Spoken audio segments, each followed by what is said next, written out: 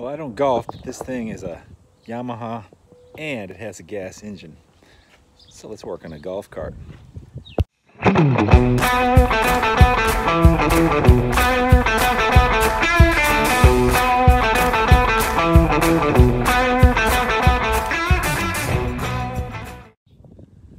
Hello my friends, welcome to Tom's Tinkering and Adventures, where today, or over I guess the next several days or weeks or however long this takes, we're going to start working on this golf cart. I talked a buddy of mine into buying this thing, geez, I don't know, 2 or 3 years ago maybe. It was on Craigslist or something like that for 200 or 300 bucks. I think you got it for 250, and it's a gas-powered golf cart. He said he wanted something to run around in his little HOA neighborhood, and they allow golf carts there because there's a golf course. So we picked it up. It was running terrible, spewing oil out everywhere. Kind of did a partial rebuild. I think we threw new rings in it maybe, and a bunch of new gaskets. Still not running quite right. I think he threw a Chinese carburetor on here, and I don't think it's jetted correctly.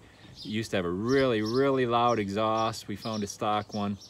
But the biggest thing about this golf cart is that it is in very bad shape. I'll show you a few things. It is extremely rusty. I don't know if this thing sat on the bottom of the ocean or what happened to it, but it's very rusty. Up underneath this front part here, there's bracing that holds that. I don't know how well we'll be able to see it if we get under there, but that is almost completely rotted out. There you go, look at that. So between that, and it's missing a bunch of stuff. It was missing the back of the seat here. It's missing the whole back fenders or whatever you would call it. But gas engine golf carts are hard to find. They're a lot more fun than the electric ones, of course. Much easier, you know, just top it off with gas. You ain't got to worry about charging it. All the electric ones we saw for sale, if they had new batteries, they were very expensive. They were cheap, they needed new batteries. And this one also has kind of like a ghetto fab lift kit on it. Some different A-arms on the front and some shocks. This is beautiful, look at that. Let's use an eyelet. Eye bolt or whatever. And they stuck some bigger shocks on the back, although I think these have like no rebound left in them. So on that front, I said, well, we'll just keep our eyes open. We were looking at parts. This is an older cart. Parts are hard to find. But what did we find? We found a electric golf cart with dead batteries. Pretty cheap. Same basic model. Now, I am not 100% certain, but I would imagine that in their infinite wisdom, they would not make two completely different frames. So the plan is to try to take this engine, power plant, transmission, rear end, and see if we can't put it on that frame. And then once we're done with that, then we will try to see about putting these bigger tires and this lift kit thing in the front. I think that's going to involve a little bit of cutting and welding. I think this bracket is really the biggest difference on it, but I don't know that for sure yet. And then along with that, this front bumper, I think, is a little add-on thing. But until we get them side by side and stripped down, we're not going to know. Well, let's see if this thing runs. I'll take you down. I'll go take a look at that other one. What I dig about this is it's got a switch in the accelerator, so it doesn't start until you push on the switch.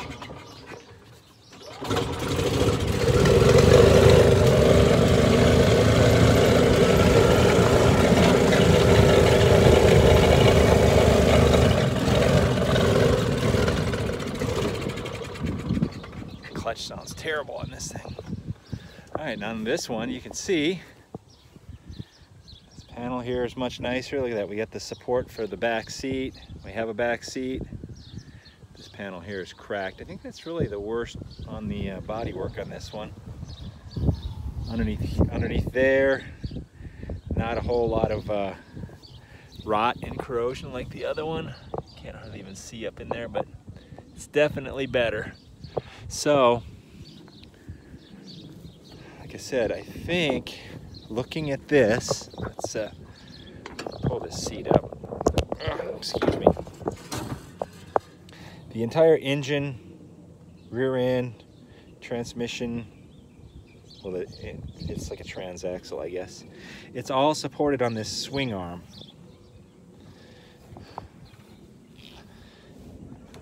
See that? So it pivots right up there. There's 2 bolts. One there and one over there. And that whole swing arm, I am hoping, will come out, and then possibly the same thing on this. Well, it's going to be harder to see because this one has the back fenders on it. But my hope is that underneath here, after we pull all these batteries, there's bolt number 1 right down there, and there's bolt number 2 right there. So hopefully this whole swing arm will come out.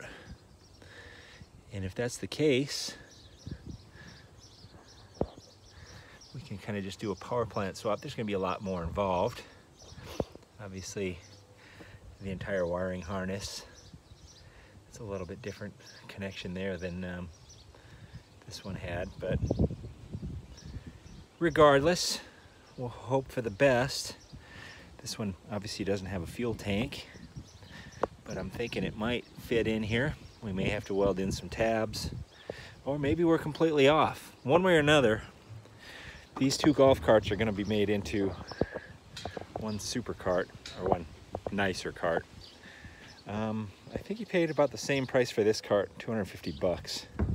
So, that being said, we'll bring this one up to the house and empty some stuff out of the garage, get it in there, and maybe start seeing about loosening up those pivot bolts. All right, I don't want to gloss over everything here, but we started disconnecting things. We disconnected the brakes. Brake cables go through here. We disconnected them at the pedal and then pulled the whole assembly. Where the heck is it? There we go, right there. Disconnected the throttle cable right up underneath here at the pedal. Disconnected all the wires. Disconnected this shifter. That's definitely going to be different from the electric to the gas. I think all the wiring is already where it needs to be. This one we have to get this chassis ground off. And we've loosened up that pivot bolt and this pivot bolt. Gas tank's out. We're removing the shocks. I'm gonna put this thing on jack stands.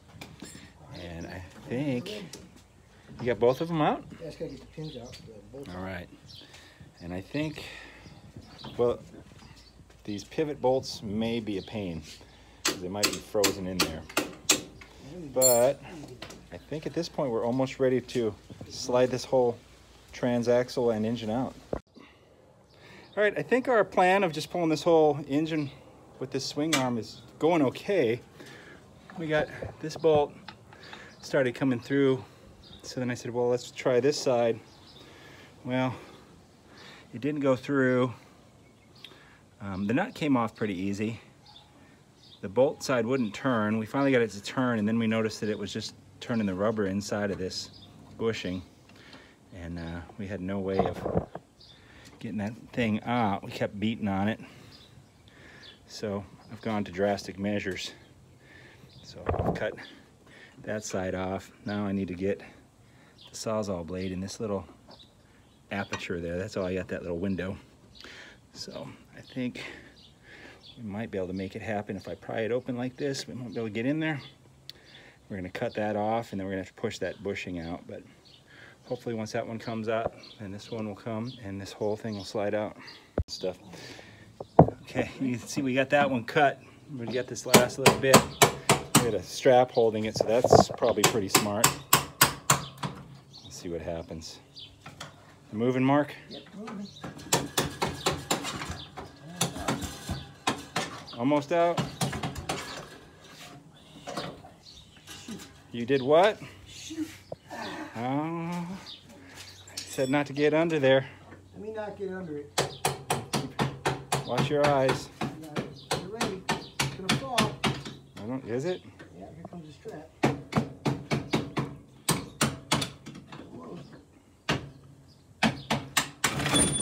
Oh, look at that. beautiful. That strap held up like it was supposed to. The only thing holding it is this brake. Oh. All right, let's get this brake. There we go. And that, everything out? Yep. Everything's disconnected? Disconnected. Strap's got it. The strap's got it. Okay. All right, easy. That's easier than apple pie right Look there. at this bolt head is still stuck on. There we go. That's a badass bolt right there. Yeah, the bolt froze inside of that bushing, so we're gonna have to get that bushing out. But our plan to get this engine out as an assembly. Oh, What you got? Something new. Yeah, something new. We got broken bits and pieces. And this is why we're doing this here. Look at that. That's the frame. I thought it was just some of these little mount things that are corroded on here, but everything is pretty beat up. So we'll take our safety strap off of here and wheel this out, and then we're gonna go get the other one. Bring it up here and Get the quarter wrestling one. yeah. I still don't know if it's gonna work. Okay, so without even looking at the other cart too closely, I know obviously it doesn't have a choke. This whole shifting thing is going to be different. This gas tank mount and this gas tank mount. This mount here for the solenoid, and this just mounted onto this fender here, but that's the backup alarm and the voltage regulator. And I'm sure the throttle is different, although it might not be. The other one might have a cable if it does. But anyway, we'll figure all that out. The wiring harness is pretty simple. It's all right here, so that can all come off. I'm thinking this seat base would probably be the easiest, to just take this seat base off and put it onto that one, even though it's not in the best of shape. It's not terrible. There's the worst rust on it right there. But if we do that, then I don't have to try to adapt like the shifter stuff and the choke cable, all that's already on here. And there is our power plant. It came off just as I was hoping it would, all in one piece. So now we're gonna clean up, get all the tools and stuff cleaned up, and wheel this two-wheeled contraption on out of here, and then go get the electric one. All right, here's our electric cart, and we've already realized, yeah, the pivot point looks exactly the same, but it's back farther. So that pivot is supposed to be up on this post here. But we're proceeding. We're going to strip this one down, and I think our thoughts are maybe we can cut all this battery tray stuff out of this one, and then maybe cut those pivots and have them welded up over here. It's the same size. Yeah, they might even be. Cut that out. Might even be the same size. Yeah. The bracket right here. But we don't know for sure, but that's our plan.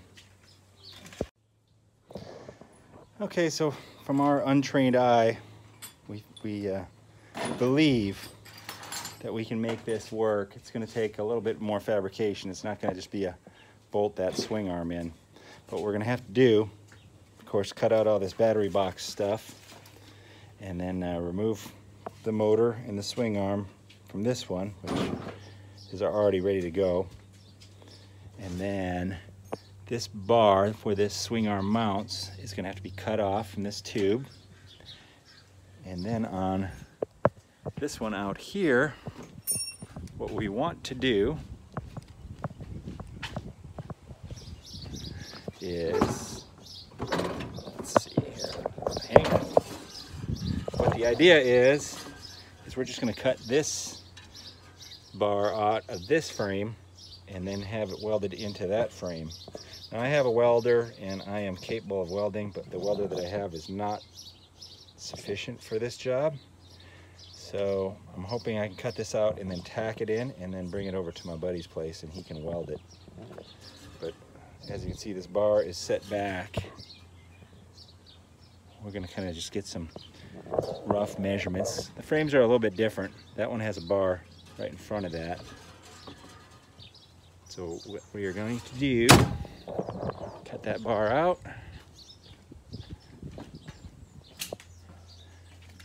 See, this one has a bar right there. So we're going to weld that bar right about in here somewhere after we do some measuring. But first and foremost, I need to cut these battery boxes out of here. Is it genius or is it stupid? Nobody knows. All right, I measured the center line of this tube based off of this bracket, which is the same on the other cart. So what I'm going to do is I'm going to try to cut it straight out here. I'm going to cut with my cutoff wheel. Try to cut it there, cut it here, and hopefully we can get this whole thing out and then clean it up enough where we can fit it into the other one. Okay, after a couple hours of work, here's what we're left with. Two carts that don't work. This is the original gas-powered cart. It's got the high lift front end on it.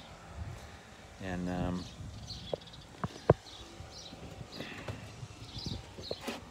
there's the butchery I've done to it. Cut that engine swing arm, whatever you want to call it, mount bar out of it. And then here's the electric cart. We left the rear, we were going to take the rear axle and electric motor out of the back of this one, but we left it in so it's mobile, and it can remain mobile until we get this other bar welded in here. You can see here it is. I've cut it out. I cut extra out of here. What I'm going to have to do is try to grind these welds off here as close as I can so that it will fit in here.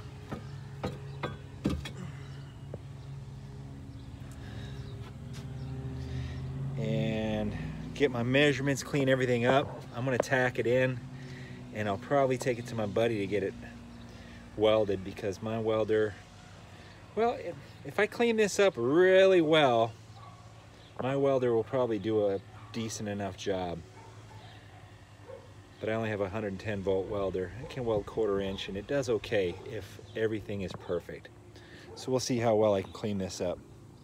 But I've already cut out most of the brackets out of here, and on this one I cut out the front fuel tank bracket, which is going to get welded there, and then there's a top one that goes up here, and then we're going to decide what we're going to do with this seat box, because this part here is definitely different. So possibly just cut that piece out and weld it in, or we can use this entire seat box here. It's not in terrible shape. This other one's better, but easiest would be just to unbolt this one and bolt it on there. And I missed out on some awesome grinding action shots you could have saw, but for now, just got a lot of cleaning to do. Call it a day. I don't know when we're gonna get back to this. My buddy's been holding off for years and years to work on this thing. Finally, we're making some progress. I think I've talked him into just leaving it stock instead of putting the high lift stuff on it, but we're gonna decide. We're gonna try to get it going this way, and then decide if we're gonna put that high lift stuff on there, because he's not really gonna be off-roading it, and it's really kind of silly. The rear lift doesn't really matter, because this axle, or I'm sorry, this swing arm, this rear part here, it's about 2 inches off the ground, no matter how high you lift the back. So you don't have any ground clearance, so it's just for looks. The birds are singing, it's a beautiful day. I've been doing a lot of grinding this morning, cleaning up this bar. to get it in here. And I dropped the last bolts. Got the electric power plant sitting here. So that's got to get rolled out. Cleaned up the area here where I want to put the bar. Whose shadow is that? Get the heck out of the light here. Amateur. There you go. So I think what I'm going to do, I'm going to cut this other bar out of here. And then hopefully that bar, I'll be able to kind of wiggle it in because it's a little bit too big to just drop in.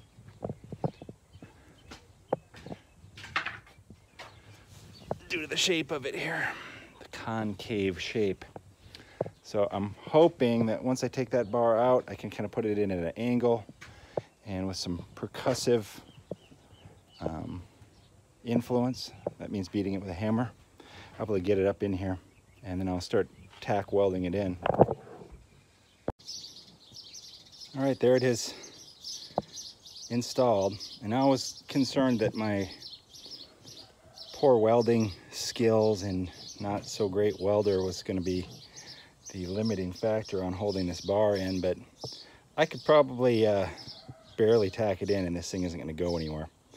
It was very difficult to get in. I used the high lift jack. I put it across here and kind of spread this out a little bit, and then got this thing in here and had to beat it in pretty darn good to get it in.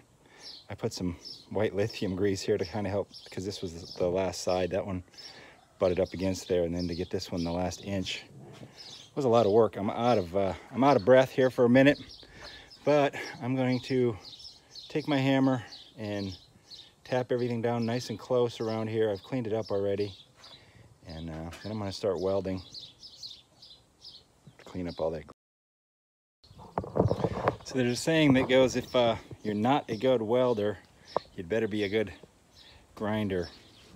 And that's the extent of my welding rods right there. I have half a box and a little tiny container, but I have a whole crap load full of grinding wheels because my welding is not very good. I could blame the equipment, but I know that the operator is not proficient. I know how to weld, and I can weld okay.